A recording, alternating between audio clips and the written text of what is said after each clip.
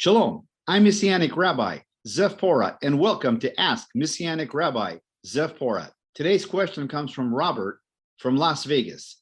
And Robert asks, can you please explain what Jesus, Yeshua, meant when he spoke about the spirit of mammon? Well, thank you, Robert, for your question. That is a very good and important question, and I'll answer it today according to the Word of God in context. And when we address this question in the Bible, not only do we have to know what the mammon spirit is, we have to know how to break off the spirit of mammon.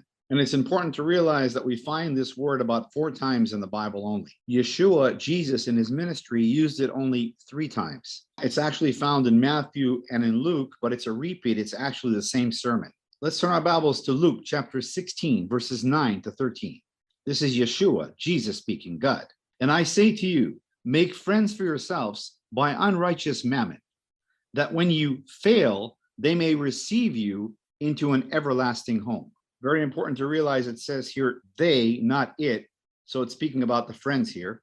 Verse 10, he who is faithful in what is least is faithful also in much.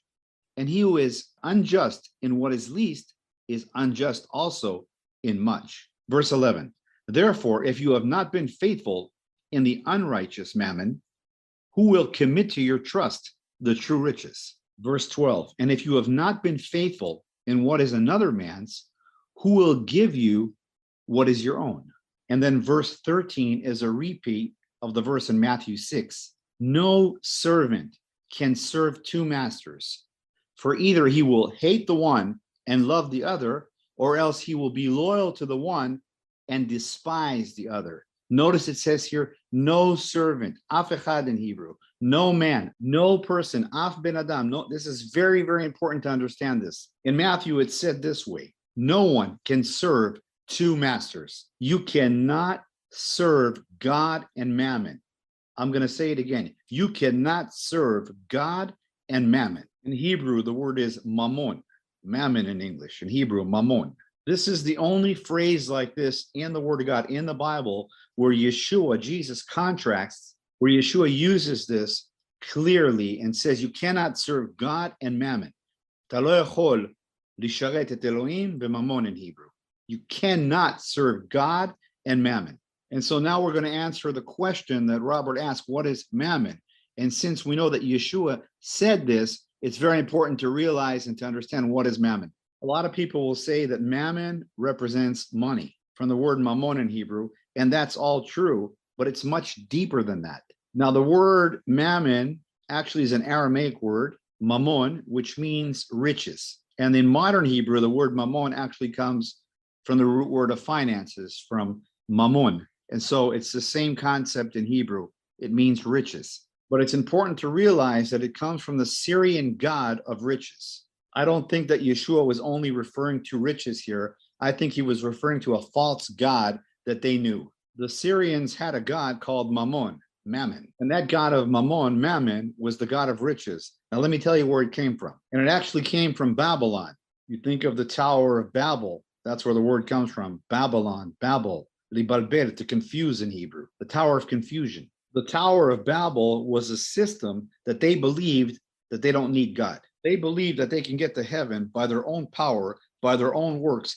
The spirit of mammon, the spirit of mammon, is that we don't need God if we have riches and money. It is an arrogant, prideful spirit that tries to replace God. Yeshua, Jesus, said you can't serve God and mammon. In other words, mammon is looking for servants. Mammon wants to rule in your life.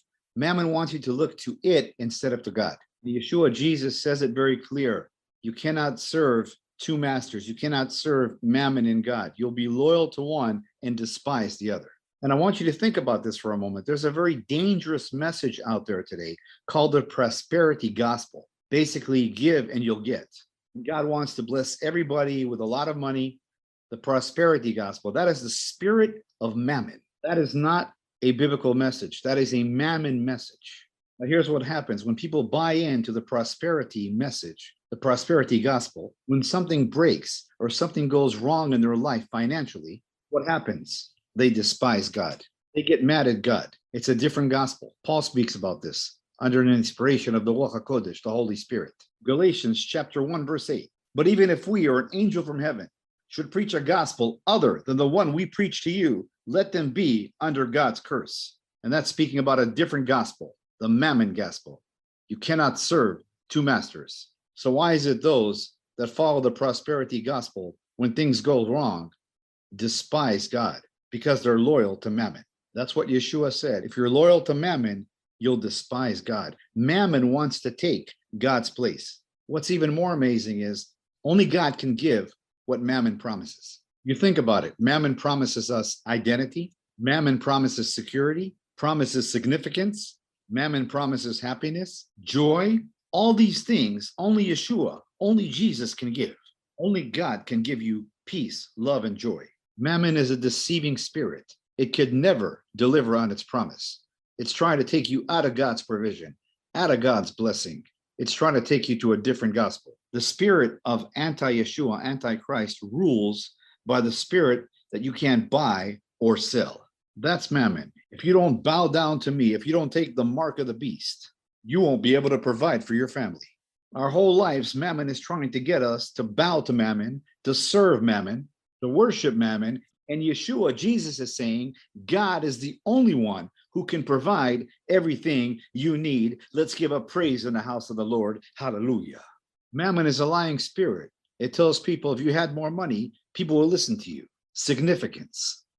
Mammon will tell you if you had more money, you'd be happier. Here's the big lie. If you had more money, you could help more people. Listen very carefully, brothers and sisters. Money doesn't help people. God helps people. But notice the counterfeit. Notice the contrast. If you had more money, you could help people. It's the spirit of mammon. Yeshua never told anyone, he never preached that he needed more money. Never did a leper, never did a blind man, never did a lame man.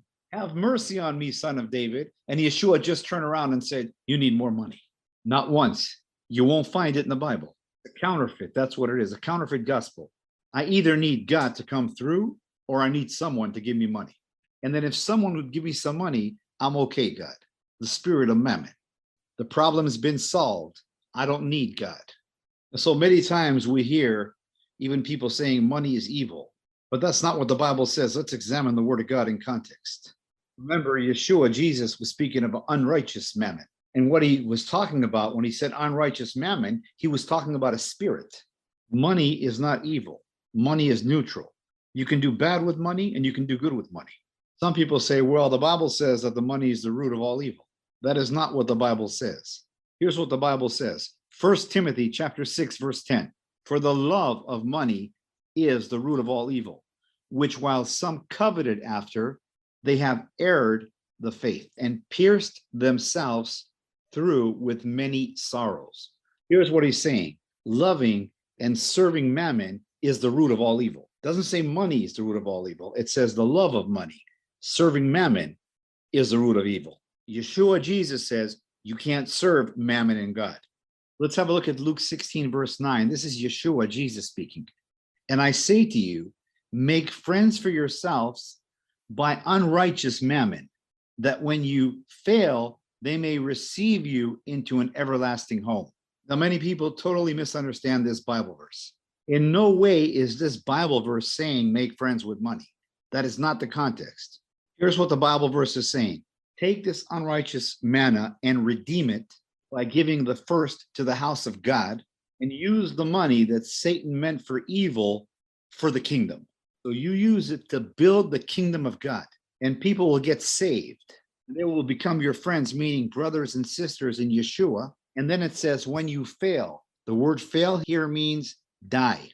And when you die, when you fail, these people who came to Yeshua were saved. They will welcome you into your eternal home. That's what this Bible verse is meaning, to take the evil and transform it into the body. Remember, God is the only one who can take unrighteous mammon and turn it into souls. That's what true riches are. And that is a biblical concept. Have a look at a few Bible verses. Matthew chapter 6, verse 20. But store up for yourself treasures in heaven, where moths and vermin do not destroy, and where thieves do not break in and steal. God says, I'll give you the hidden treasures of this world. I'll take from the mammon, the evil that Satan intended, and put it into the gospel. Isaiah 45, verse 3. This is a biblical pattern. I will give you hidden treasures, riches stored in secret places, so that you may know that I am the Lord, the God of Israel, who summons you by name. You're marked by the Holy Spirit. He summons you by name. All of us have been called to be ambassadors, to be priests, to carry the torch to the end. But the spirit of mammon wants to stop and destroy.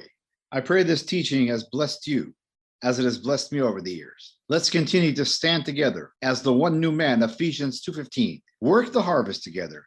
Bring the gospel back to Jerusalem and go home. Until next time, I'm Messianic Rabbi Zev Porat, sending you blessings from Israel in the mighty name of the King of Kings and Lord of Lords, Aryeh Yehuda, the Lion of the tribe of Judah, Jesus Yeshua. Amen. We serve only Yeshua HaMashiach, Jesus, the King of Kings and Lord of Lords. Every knee shall bow and every tongue will confess that Yeshua, Jesus, is God. Hallelujah. Amen.